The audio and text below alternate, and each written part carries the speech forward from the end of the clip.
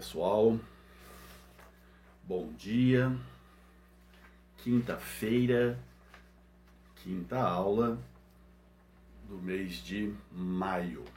Continuamos a nossa quarentena, mas continuamos trabalhando, não é isso? Cada um no seu canto. Bom, nós estamos agora com a aula 27. A aula 27 você vai encontrar lá na página 363 do seu livro, que é ali Brasil, Colônia, Economia Mineradora. Essa é a parte do resumo. E 179, que é onde está o texto. Também vamos tentar seguir por esse roteiro que está aqui na página 363. Bom, economia mineradora, alguns textos gostam de falar ciclo do ouro. De qualquer forma, depois de aproximadamente 200 anos, Portugal conseguiu achar ouro. Esse ouro vai resolver, solucionar a crise econômica porque passava Portugal. Não se esqueça que temos problemas agora na produção de açúcar, porque a expulsão dos holandeses fez com que eles plantassem cana-de-açúcar nas Antilhas, produzissem açúcar nas Antilhas, e a concorrência nos foi prejudicial. Então, a descoberta do ouro foi um achado, literalmente um achado. E, obviamente, o fortalecimento da política mercantilista. Todas as jazidas encontradas eram do rei. Tá? Então, encontrou ouro, encontrou diamante, é do rei. E ele vai distribuir isso para aqueles que podem fazer, que têm condições de fazer a exploração. Essa distribuição é feita em lotes, que eles chamavam datas.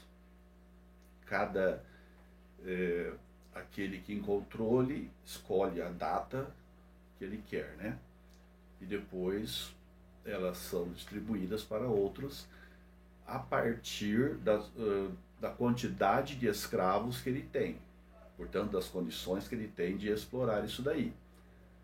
O que obviamente já vai nos mostrar que aqueles que têm mais escravos vão continuar tendo mais riquezas, porque vão poder explorar mais. E os que têm menos vão ficar com as piores datas. Mas mesmo assim, é uma sociedade aí mais móvel, mais dinâmica e tal. No esquema que nós temos, ele coloca assim: o achamento das minas ocorreu, portanto, no século XVII. De maneira mais clara, 1695, alguns falam 1690, 1695, ouro encontrado em Caeté, ou Caeté, Caeté, Minas Gerais. E depois, em 1696, ouro encontrado na região de Ouro Preto. Vai ser chamada Vila Rica, Ouro Preto para agora. Depois, portanto, final do século XVII. No começo do século XVIII, aí nós vamos encontrar ouro em Cuiabá e ouro em Goiás, 1725 em Goiás, 1719 em Cuiabá. Quando eu falo nós vamos encontrar ouro, significa que os paulistas vão encontrar esse ouro. Já vimos a trajetória bandeirante. Então os bandeirantes estavam naquela missão, de encontrar indígenas para o trabalho escravo. Indo em áreas cada vez mais distantes, portanto conhecendo novos territórios, novas possibilidades. Nesse contexto é que eles acabam encontrando o ouro. grande quantidade de ouro vai despertar, né, o interesse. Já ouviram falar na expressão corrida do ouro? Pois é. Muitas pessoas, né? Então, encontrou ouro. Imagina encontrasse aqui ouro em algum canto aqui da nossa cidade ou da nossa região. Primeiro efeito, todo mundo vai querer ir para lá. A ideia que se tem é que você vai poder ficar rico encontrando ouro no chão. Ah, achei ouro. Parece que é fácil e parece que todos podem ter essa possibilidade. Então, muita gente, inclusive de Portugal, vem para cá. E de outras áreas da colônia vão para a área de Minas. As áreas vão ser chamadas Minas Gerais, né? Que tem Minas em tudo quanto é canto, mudando até o eixo econômico aí do Nordeste para o Sudeste, mas vamos ver isso um pouco mais à frente. Então a população da colônia vai aumentar 10, 11 vezes, que não é pouco. Da ideia de corrida do ouro. Segunda coisa que ele nos mostra aqui são os obstáculos, né? Imagina de repente esse monte de gente no mesmo canto. E a maioria preocupada em encontrar a riqueza, encontrar o ouro. Não está preocupado em produzir comida, uma roça. Não, ele quer achar a grande riqueza. Então, o primeiro grande obstáculo que ele apresenta aí para nós, logo na segundo parágrafo, vamos dizer, é a falta de alimentos. Inclusive, entre 1700 e 1703, nós vamos ter aí na região de Minas, região aurífica, né, da exploração, o que chama de grande fome. Veja, gente, é como se tudo fosse comprado literalmente a peso de ouro.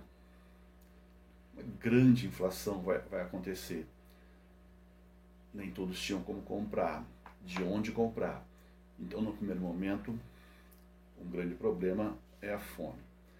Depois, o trabalho num clima razoavelmente frio e muito úmido possibilitou também o surgimento de epidemias.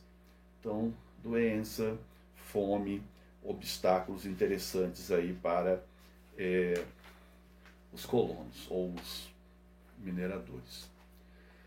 O ouro que foi encontrado aqui era aquele chamado ouro que alguns falam de superfície, não é tão superfície assim, mas é chamado ouro de aluvião. O ouro de aluvião, ele vai ser encontrado nos barrancos dos rios, vai ser encontrado na areia ali, no cascalho. Então, em tese, é um ouro mais fácil de ser encontrado. E tinham muito ouro, mas tinha muita gente para procurar esse ouro também. Esse ouro ali de superfície, ele vai ser explorado de maneira mais fácil pelos faiscadores. Então nós temos duas formas aí gerais de fazer a exploração do ouro. Na item 3 do nosso esquema aí, tá? O ouro de aluvião nas margens dos rios. Mas não aparece aí quais são essas formas. Então anota em algum lugar aí. A faiscação, ou a que é chamada também de garimpagem, é essa que o sujeito vai lá, ele usa poucos instrumentos, na essência ele usa uma espécie de uma peneira, uma bacia, chamado bateia ou bateia, de metal, às vezes pode não ser, mas tem um furinho ali no centro. Então ele vai ali e fica fazendo o trabalho, limpando o cascalho, a areia, para encontrar as pepitas de ouro. Esse tipo de trabalho não exigia, como eu falei, muitos recursos, o que significa que podia ser feito por uma pessoa. Poderia ser feita por uma pessoa e um escravo. O escravo também é pessoa, mas a pessoa do colono e a pessoa do escravo, tratado como objeto, como peça ali. Em alguns momentos, a situação do escravo lhe dá a possibilidade de ter um pouco mais de autonomia na área das minas, vamos ver isso um pouco mais à frente, mas por outro lado, sobretudo nas minas, né, uma vigilância extrema. Muito complicada também a situação desse escravo nas Minas Gerais, não só na cana-de-açúcar. Então a primeira é essa, faiscação, garimpagem e etc. A segunda forma, lavras. Então as lavras são as grandes unidades produtoras, né? Porte grande. Aqui no nosso texto chega a falar que poderíamos ter mais de 100 escravos na extração do ouro nas lavras. E nessa página 363, abre lá, dá uma olhadinha já, esperando rapidamente, você encontra aí uma gravura. Essa gravura é de Rugendas, artista alemão que fez isso em 1827. Observe aí um desenho de uma lavra. O que mais você vai observar aqui é a presença de escravos, tá? Muitos escravos de origem africana. Observe que além desses escravos, estão fazendo aí, ó, a mineração, né, na área do rio aqui e tal. Em cada grupo, pequeno grupo de escravos, você encontra um homem branco aí, tá? Tem um fiscal ali, tanto para fazê-los trabalhar, mas também para vigiá-los. Os escravos, obviamente, eles podiam esconder esse ouro. Normalmente, o escravo vai esconder esse ouro em parte do corpo. Vai colocar na boca.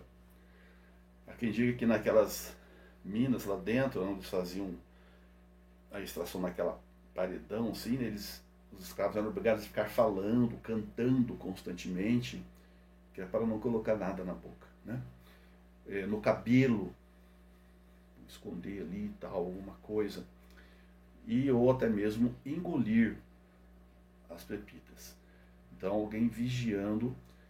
Essa gravura mostra um pouco de alguma dessas pessoas aí que poderiam estar fazendo isso nesse exato momento. Então as duas formas, faiscação ou garimpagem e as lavras, que são as grandes unidades produtoras.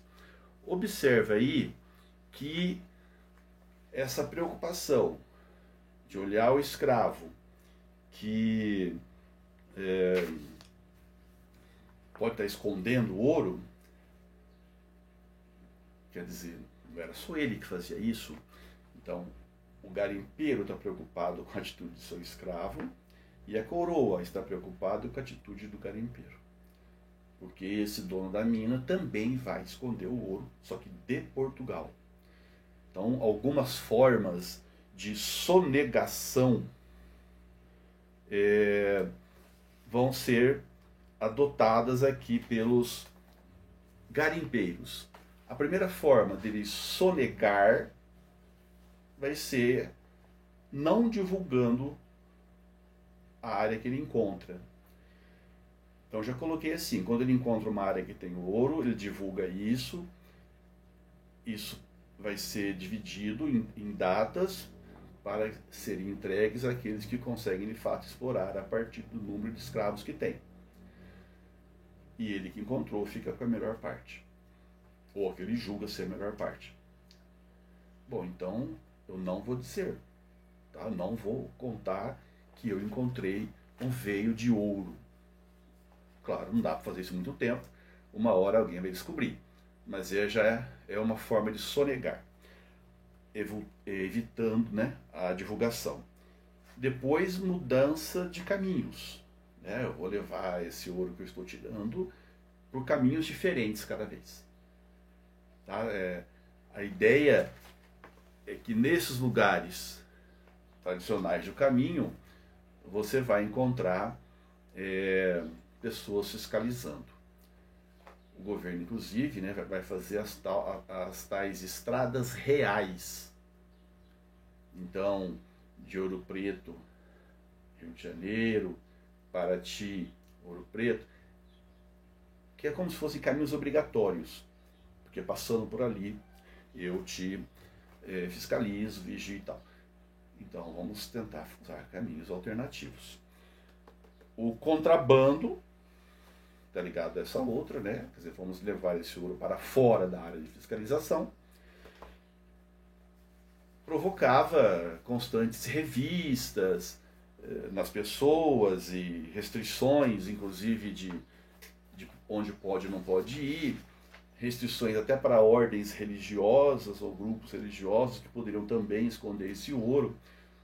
Então veja, a metrópole tinha uma preocupação que era a de fiscalizar, de evitar o extravio. Então, para isso, ela criou alguns mecanismos. O nosso texto coloca esses mecanismos aleatórios ali. Eu coloquei mais ou menos numa ordem razoável aqui, que pode ser um pouco mais fácil para entender. A partir da descoberta, até desse primeiro momento, é livre. Tem que pagar o quinto para Portugal. Então, 20% vai para Portugal. Mas cobrar isso estava cada vez mais difícil. Como fazer isso? Então, no início do século XVIII, 1702, eles vão criar a Intendência das Minas, que vai regular esta distribuição, e inclusive das datas e a cobrança do quinto. Ainda precisamos de mais. Em 1720, eles vão criar aqui ou implantar as casas de fundição. Ou seja, a partir de 1720, você não pode mais andar com qualquer tipo ou qualquer forma do ouro. A casa de fundição ela vai transformar o ouro em barras. Ao fazer isso, ele já é quintado. Então você já tira ali a quinta parte, essa vai para a coroa. E a outra parte vai ser, aqui o texto fala que ela é tipo selada, né? Ela é marcada, há uma marca ali da coroa para dizer que aquele ouro é legal. Então, se não tiver essa marca e está circulando, é contrabando, é ilegal, é desvio, é crime. Tá? Ouro em pó, proibido. Então veja que já deu um arrojo bem interessante aí. Em 1735 aparece aquele que ele chama de captação. É um tanto que o minerador paga, né? O minerador paga por escravos que tem.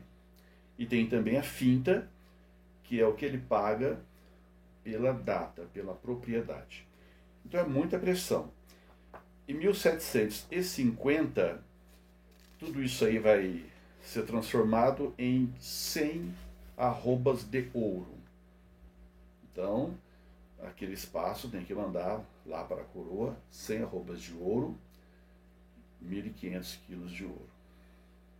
Mas olha só, 1750. Então, a partir do final do século XVIII, a exploração do ouro está diminuindo.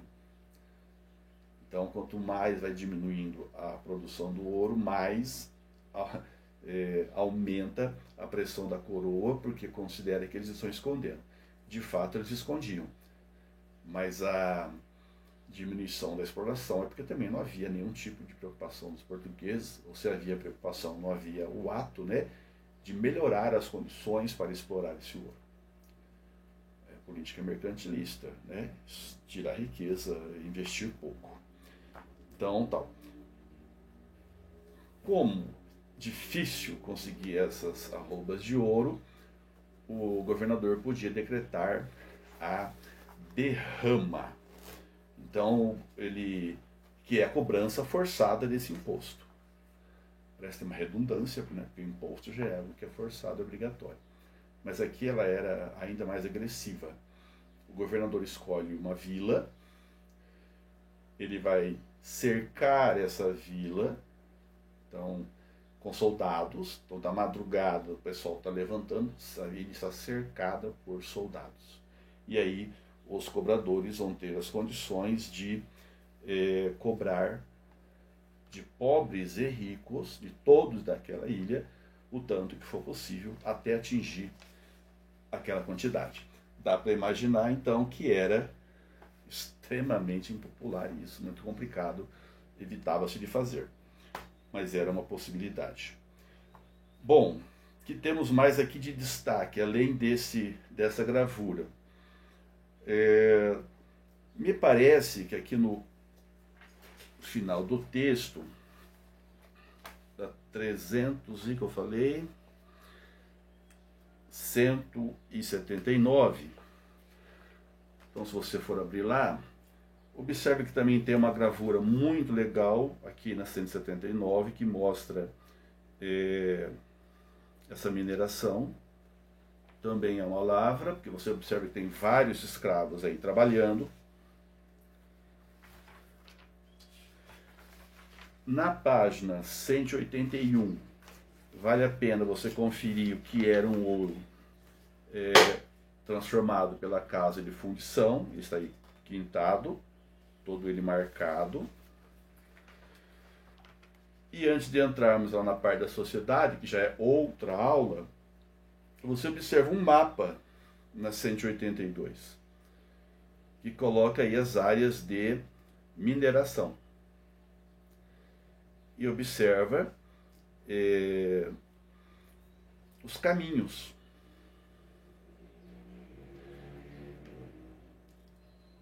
Essas estradas aí. Observa a Estrada Real, Diamantina, porque também foi encontrado o diamante.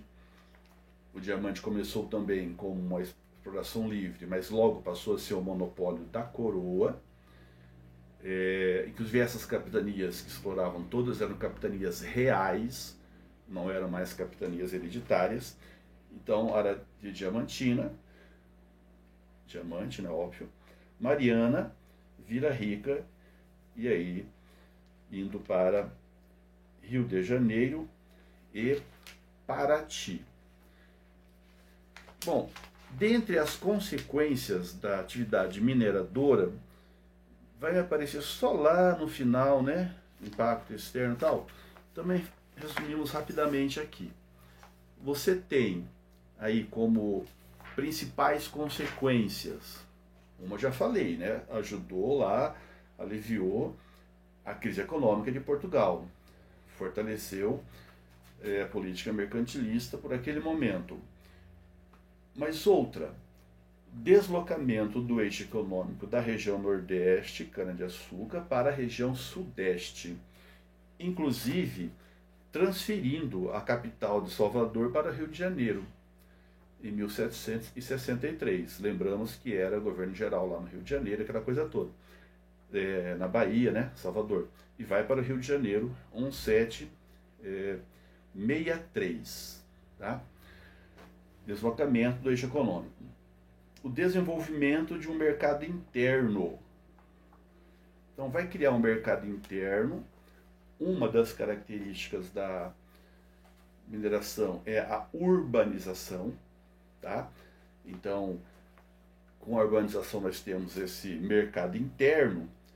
Aqui no nosso esquema ele não colocou, né? Ele vai direto lá para o texto. Mas entenda assim, o aumento do mercado interno está relacionado a essa articulação econômica, ou essa relação econômica entre as diferentes partes da área de colonização. Elas se ligam, o que não acontecia antes. Então você tem do sul indo para a de mineração, sobretudo através dos tropeiros, alimentos. inclusive o gado. Então temos ali uma articulação. Você tem da área de São Paulo para a mineração. Primeiro, a área de São Paulo era como se fosse um caminho ali do sul, né, para Minas, e ali era como se fosse uma área de engorda ou reengorda, né, desse gado,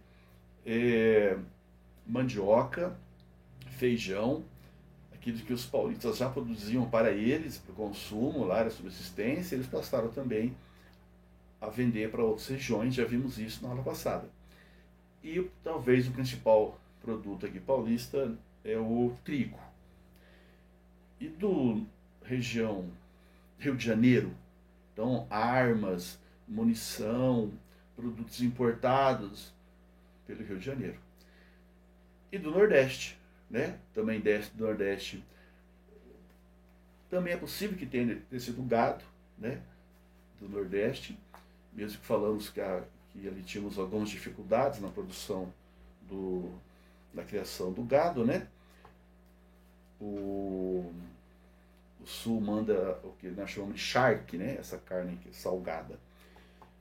Mas interessante que aqui do Nordeste também vem algodão e escravos. Porque a diminuição do açúcar, então eu posso comprar, né? Transferir alguns escravos para a área de mineração. A área de mineração deu um crescimento do tráfico de escravos, né? Da África para cá. Aumentou muito de forma significativa. Mas também do Nordeste para essa região. Então observa, temos aí uma articulação a partir da questão econômica relacionada à mineração. O aumento da população, uma outra consequência, já falamos sobre isso, a corrida do ouro, a transferência da capital do Rio de Janeiro para o Rio de Janeiro, e acho que mais ou menos é o que nós temos aí de destaque. Vamos ver se eu tenho mais outra informação daqui do texto, gente. Acho que me parece que está claro aqui já. Explicamos a derrama e tal. Se o escravo era super explorado, super vigiado, muito oprimido, né? Tem um filme muito legal chamado Chico Rei, que conta a história de um escravo trazido para cá, Calanga, e a primeira parte do filme é muito legal porque mostra o tráfico. Então Chico Rei era um rei na sua terra, né?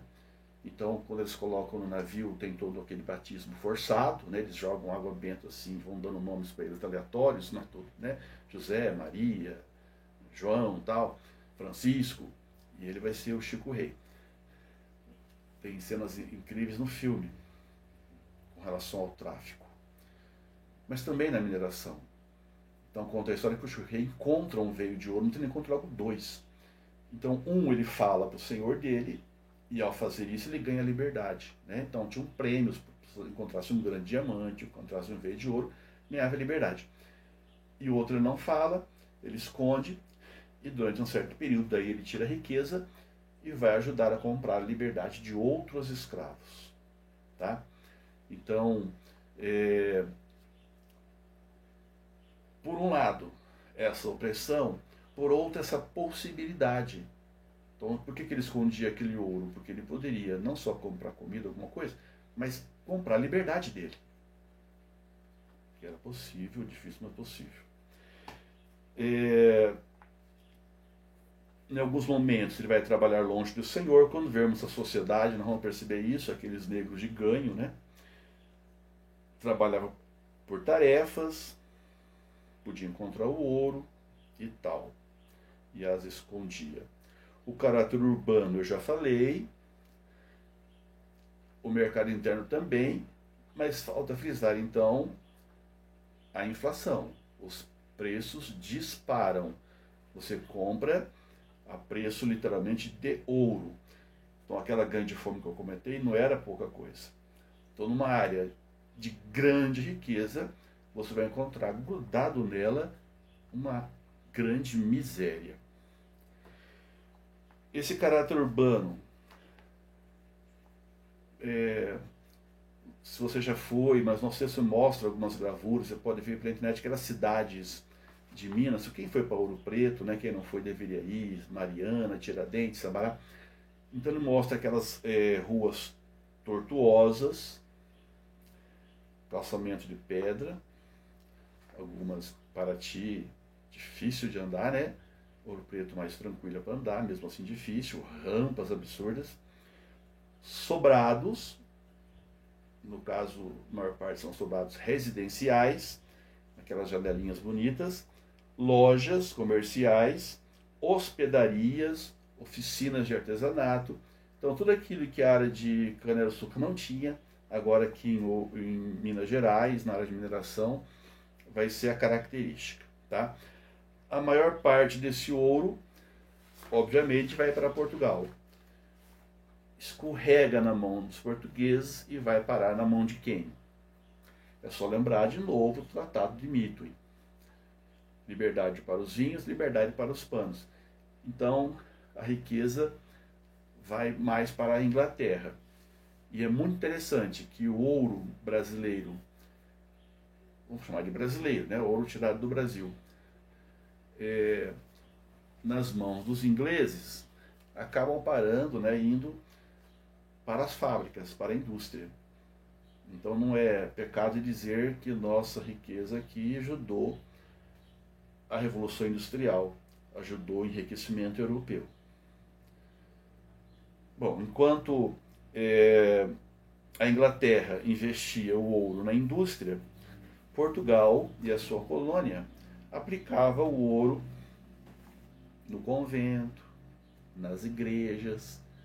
Dá para perceber um dos motivos pelos quais a Inglaterra vai deslanchar dentro do sistema e Portugal vai dar uma estacionada. Não é só por causa disso, mas isso é uma vitrine para percebermos.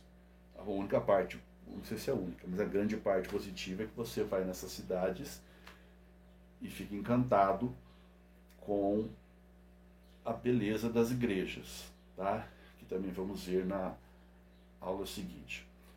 Temos aqui 2 exercícios. O primeiro, da 363, o mito do Eldorado. Um líder indígena coberto de pó de ouro, uma cidade na qual as paredes reluzem ouro maciço, suas estradas feitas de tijolos dourados, parece aquelas utopias, né? Essas descrições eram comuns quando se falava sobre o Eldorado, uma cidade lendária que motivou buscas pelo continente americano desde a chegada dos europeus no século XV até o XIX, e que foi super, né, motivada e incentivada quando os espanhóis encontraram tanto ouro, inclusive as pratas lá de Potosí. Bom, aqui vai e tal. Reluzente exemplo do fascínio e do desejo que o ouro provocava nas civilizações ocidentais. Essa cidade nunca foi encontrada. Ó, se alguém quiser, dá para procurar ainda. Dá tempo. Não, agora não, porque a quarentena esquece. Bom, o texto menciona uma das motivações dos europeus na exploração do território americano. No caso do Brasil, o ouro foi encontrado pelos primeiros portugueses? Não foi pelos primeiros portugueses, chegaram em 1500, o ouro foi encontrado no final do século XVII. Pedras e metais preciosos eram abundantes em todo o território, não era, né? Nós já falamos aqui, Minas Gerais, Goiás, Mato Grosso, destaque para Minas Gerais. Uma das consequências foi a mudança, né, dessa capitania, que passou a ser, de fato, uma capitania das Minas Gerais, na ideia de que tinha tudo quanto é canto aí. A C. A mineração concentrou-se no interior, principalmente no sudeste e no centro-oeste. Sudeste Minas Gerais, centro-oeste vai para Goiás, Mato Grosso. Interior, aqui ele faz aquela relação que a exploração até então era litorânea, agora interiorana. A outra está equivocada, né? A coroa portuguesa não incentivou a descoberta. Além de portugueses e colonos, os mineiros eram também extraídos pelos... Não eram ingleses, nada disso, não podia. Então, C de caminho. A segunda, o Palácio Nacional de Mafra foi construído no reino de Dom João V. Veja que é bem no período aí de apogeu da mineração. Vai até 1750. 1760 nós vamos ter um declínio. O declínio da mineração aparece, não sabemos se aparece aí no seu texto. Vamos ver aqui. Não está bem definido, mas você tem o declínio. Primeiro, pelo esgotamento natural desse ouro gelivião. Aí tinha que cada vez mais fazer as minas, aqueles buracos, né, aquelas cavernas. Trabalho do escravo. E para esse tinha que ter de fato mais riqueza para poder investir. Então, esgotamento natural. Técnicas, vamos chamar de deficientes. Eu falei que não houve muito investimento português nisso, tá? E a sobrecarga. Então você tem uma sobrecarga de tributos, muita fiscalização, pouco investimento e esgotamento. Então por isso que a partir de 1760 Minas Gerais vai voltando, né, mais para a subsistência. Mas calma. A grandiosidade e o luxo da construção impressionaram toda a corte europeia do século XVIII. As origens do capital para a coroa portuguesa, tamanha obra, estão relacionadas. Então tem aí essa construção sensacional. Qual que é a origem? Da pecuária, como fala a atividade, a resposta A? Não. Atividade pecuária complementar não era. A segunda, do café e da soja? Não, né? A soja é recente, o café é século XIX. Então só pode ser a alternativa C, a arrecadação de impostos provenientes da região mineradora do Brasil. É isso, né? O que ele chama aqui de impostos é esse quinto que ele retirava e tudo mais. A D fala dos diamantes, que também foram importantes, mas não chegaram nem perto aqui da riqueza tirada a partir do ouro. E da cobrança de derrama, também não é o caso, né? Então, a C é caminho, então continuamos com o caminho. Caminho e caminho. E, bom, até a próxima. Continuamos distantes e acreditando nisso.